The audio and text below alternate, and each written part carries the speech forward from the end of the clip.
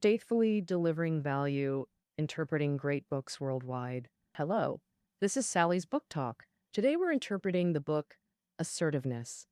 Hearing this title, some might ask, why read a book called Assertiveness? Hmm. Who wants to be an assertive person?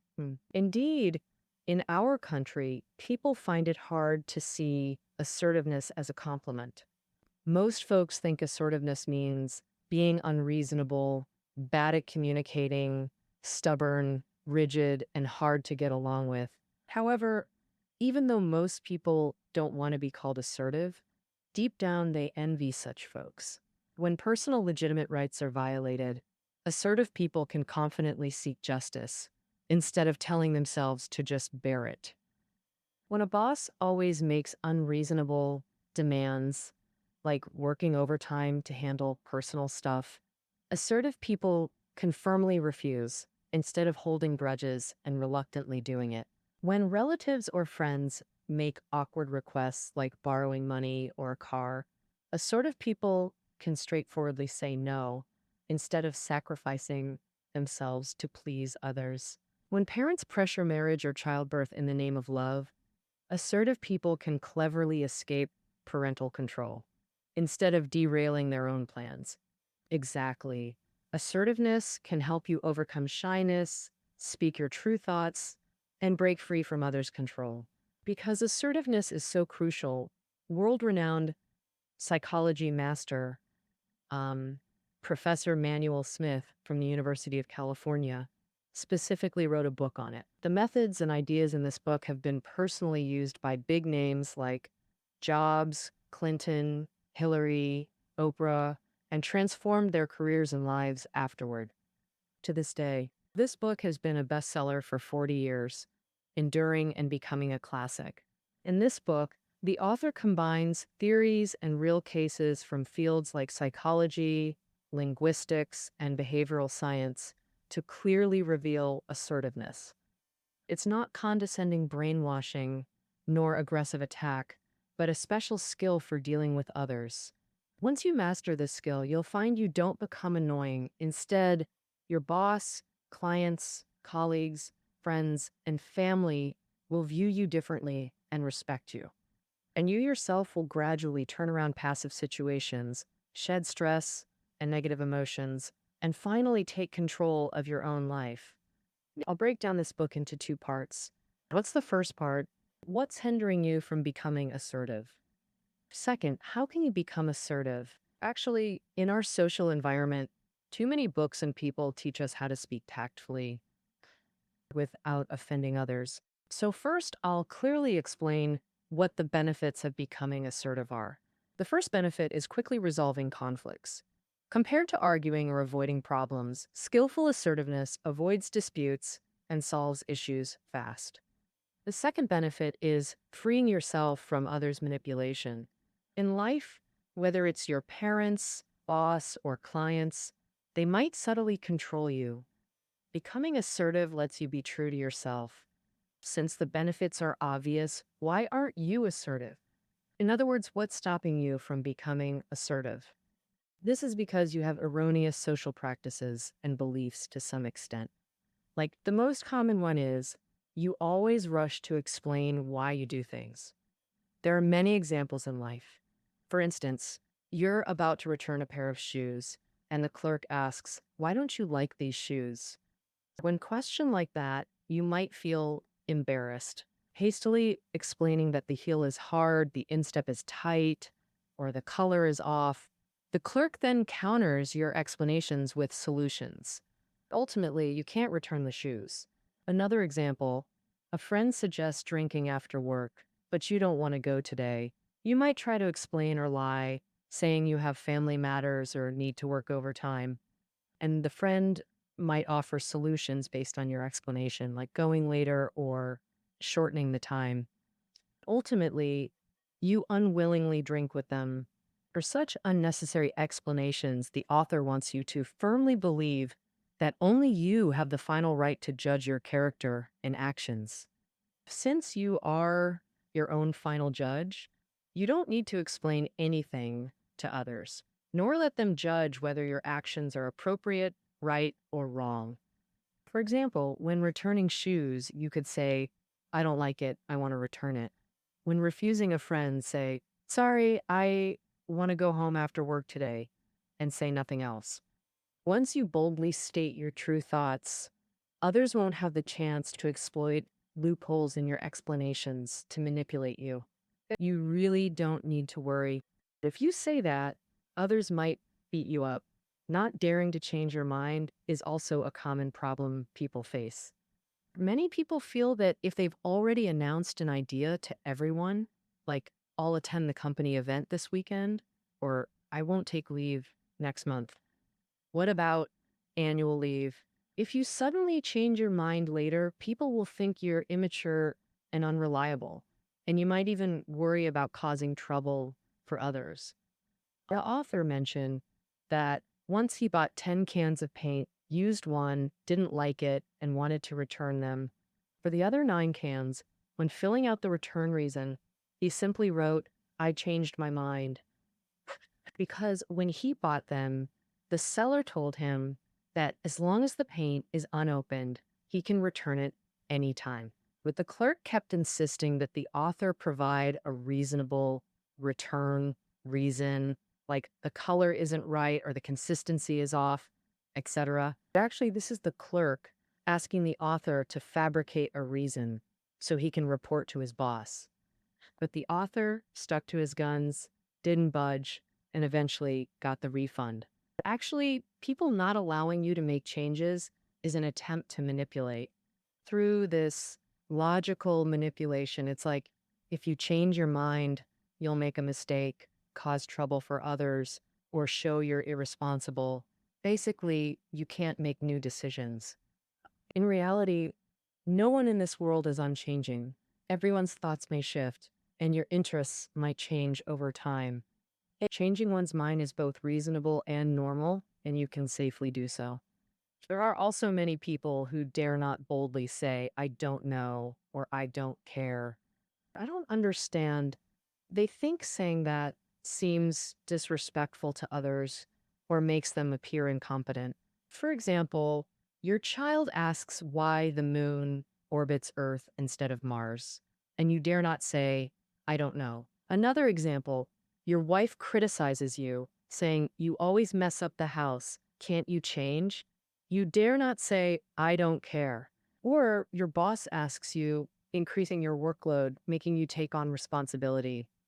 Can you understand the boss's good intentions? You dare not bluntly answer, I don't understand, or say these things, because subconsciously, people feel obligated to answer all questions. Be considerate, not trouble others, or avoid causing embarrassment, and they think they have many shortcomings and should constantly self-improve. Socrates, the founder of Western philosophy, once said that true wisdom comes when we realize how little we understand about life, ourselves, and the world around us. His words aptly illustrate that none of us is clever enough to fully comprehend everything happening around us, nor can we always understand others' meanings or needs. And, well, no one is perfect, nor do they need to be perfect. Because even if you seem perfect in the eyes of your boss, colleagues, or family, to someone else you might still be imperfect. So bravely say, I don't know, I don't care, I don't understand. It's perfectly normal. On the path to assertiveness, another major obstacle is that many habitually accommodate, even fawn over others. Because people always think that to interact appropriately, we must first gain others' goodwill.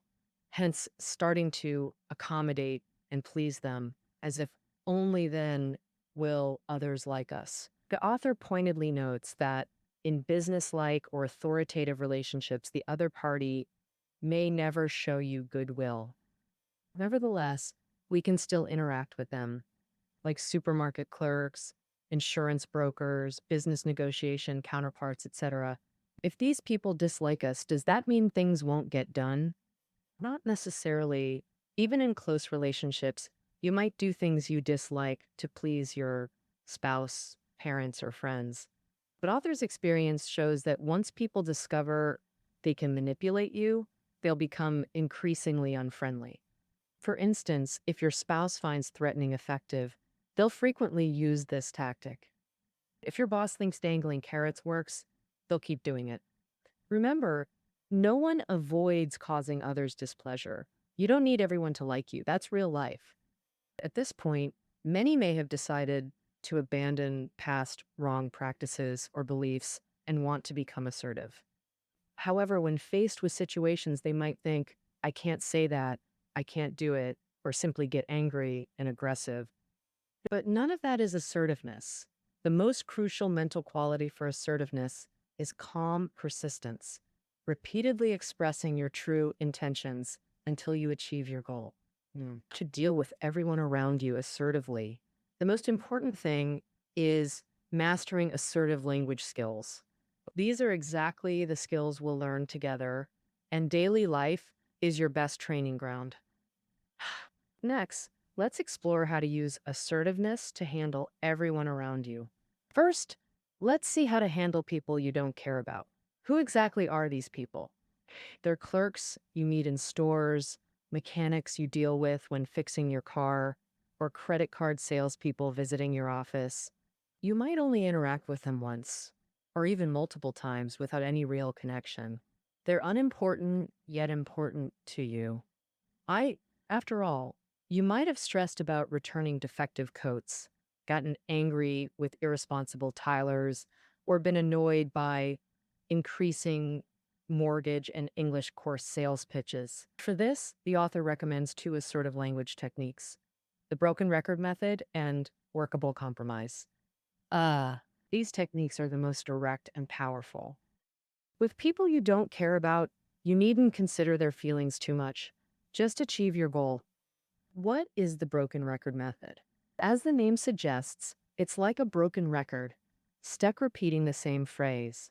The key is unwavering repetition in a calm voice. For example, with phone solicitors, simply hanging up works.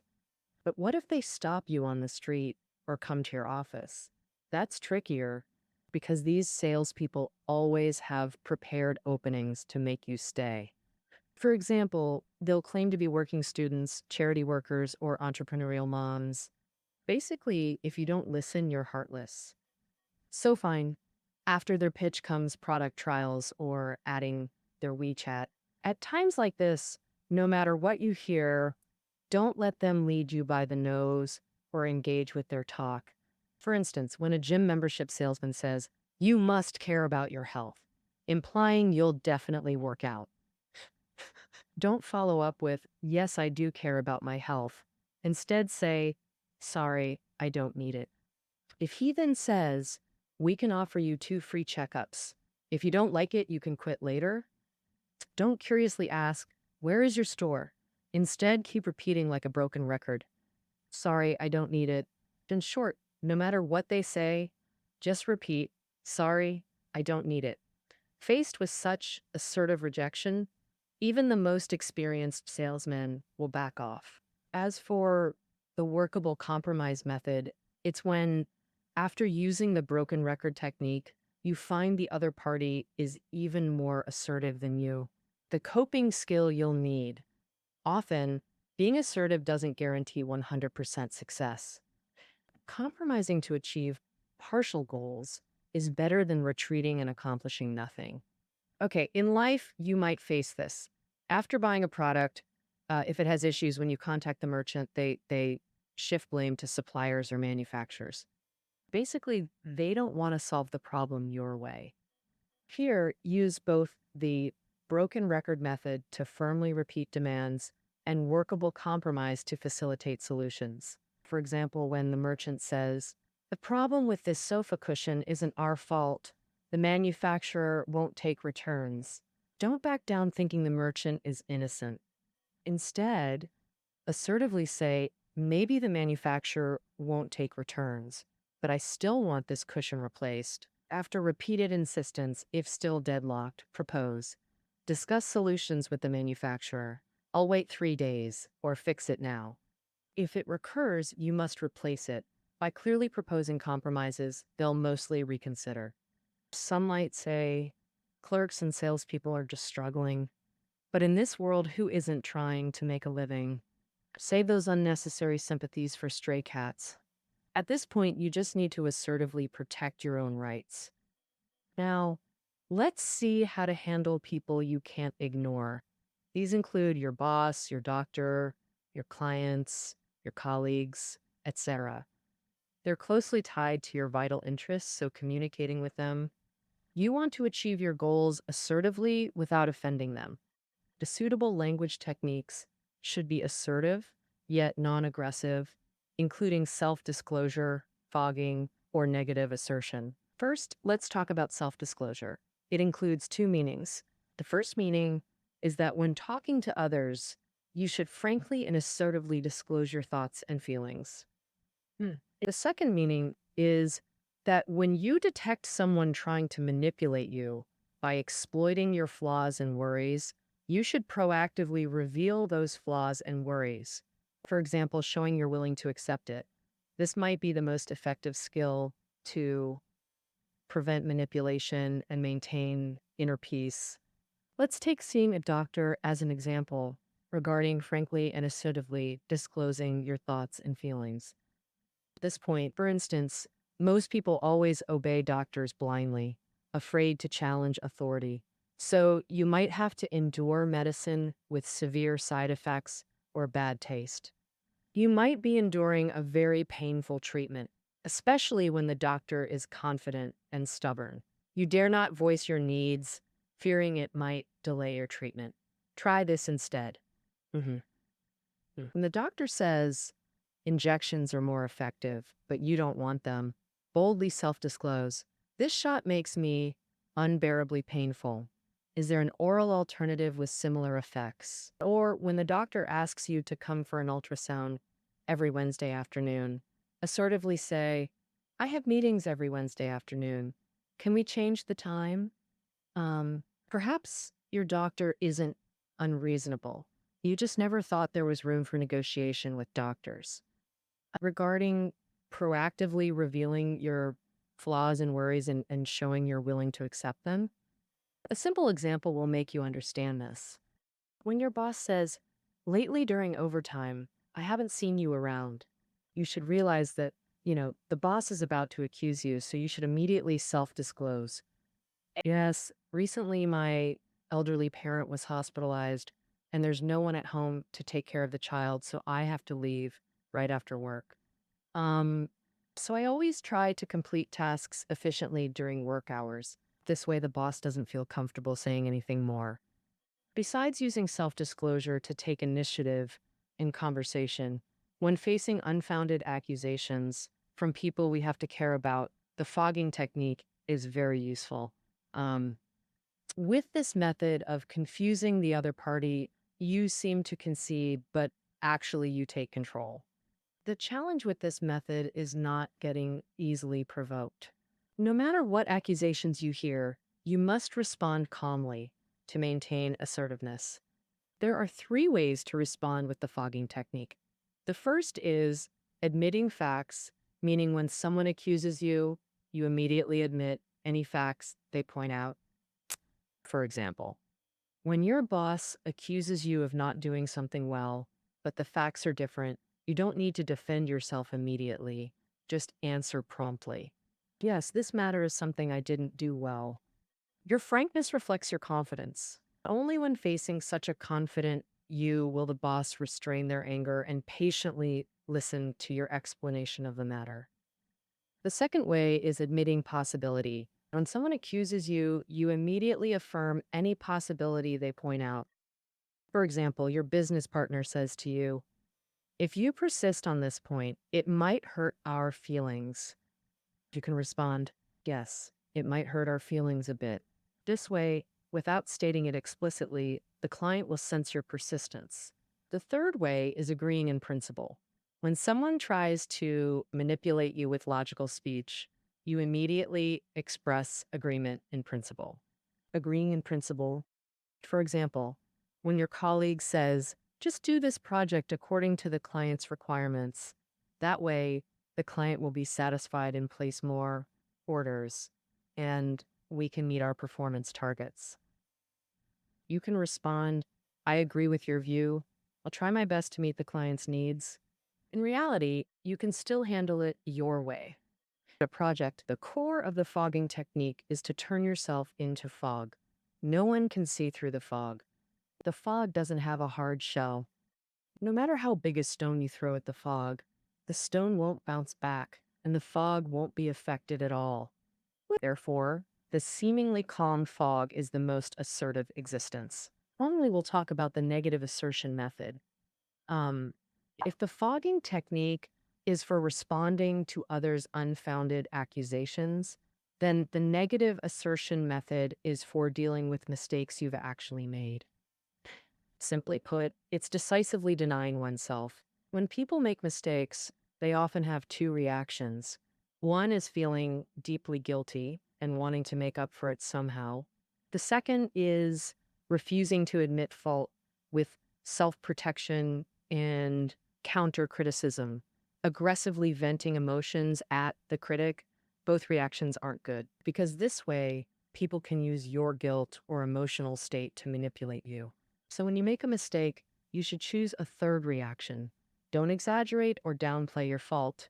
Just discuss the mistake itself and confidently accept it or accept your negative issues. For example, if a colleague accuses you of forgetting to bring documents to the office, you should admit boldly, yes, it is indeed my fault. My memory isn't that great right now. When your work partner complains that your presentation document isn't organized well, you can also respond boldly. I do lack experience in making PPTs and should practice more. Once you have the courage to take responsibility for mistakes, you'll find that those who wanted to blame you will back off and instead discuss with you what to do next or find ways to compensate themselves. Oh, once they see you assertive and calm, respect will naturally arise. That's human nature. Therefore, daring to admit shortcomings and bear consequences is the necessary path to becoming an assertive person. If, when dealing with people you don't care about or have to care about, you become assertive to solve problems or protect yourself, then why be assertive with people you truly care about, like your parents, spouse, relatives, friends? Because you want to escape the so-called loving control from elders, achieve full equality with your spouse, reject unreasonable requests from friends, and gain true comfort in life. So, how to handle people you truly care about? The most useful skill is the negative inquiry method. If the negative assertion method is for dealing with mistakes you've actually made, then the negative inquiry method is for situations where you're unsure if you've done wrong. First, assume you're at fault, then inquire more. When using the negative inquiry method, you shouldn't rush to deny or argue. Instead, adopt a restrained, low-key attitude without emotion. First, assume you're at fault. Then, assertively encourage the other to provide further criticism. State the details of your fault. Then, determine if you're really, as they say, and find a solution. I'll interpret this book in two parts. What's the first one? What's hindering you from becoming assertive? Second, how can you become assertive? Actually, in our social environment, too many books and people teach us how to speak tactfully without offending others. So first, I'll clearly explain what the benefits of becoming assertive are. The first benefit is quickly resolving conflicts. Compared to arguing or avoiding problems, skillful assertiveness avoids disputes and solves issues fast. The second benefit is freeing yourself from others' manipulation. In life, whether it's your parents, boss, or clients, they might subtly control you. Becoming assertive lets you be true to yourself. Since the benefits are obvious, why aren't you assertive? In other words, what's stopping you from becoming assertive? This is because you have erroneous social practices and beliefs to some extent. The most common one is you always rush to explain why you do things. There are many examples in life. For instance, you're about to return a pair of shoes and the clerk asks, Why don't you like these shoes? Um, when questioned like that, you might feel embarrassed. Hastily explaining that the heel is hard, the instep is tight, or the color is off. The clerk then counters your explanations with solutions. Ultimately, you can't return the shoes. Another example, a friend suggests drinking after work, but you don't want to go today. You might try to explain or lie, saying you have family matters or need to work overtime. And the friend might offer solutions based on your explanation, like going later or shortening the time. Ultimately, you unwillingly drink with them. Hmm, I don't understand why you think I don't need the car on weekends. It can also be used in communication with children. Is there anything unreasonable about mom telling you to finish homework before going out to play? Or negative inquiry is actually a non defensive form of assertiveness. Because we're facing relatives, friends, or trusted people, we need to both stand our ground and encourage them to express their true needs. After all, they're the most important to us. All right, so far I've introduced 6 assertive language skills and their applications in life. These language skills aren't isolated. We can integrate them into many life scenarios. It's worth mentioning that the author of this book is American. And in Chinese society that values the art of speaking, on one hand, we need to stand tall and be assertive. On the other, we must be alert and judge the situation and context. Then choose the right language method. Finally, I hope you can use these assertive language skills to truly speak for yourself. All right, that concludes our interpretation of assertiveness. The book notes are below the audio. See you tomorrow.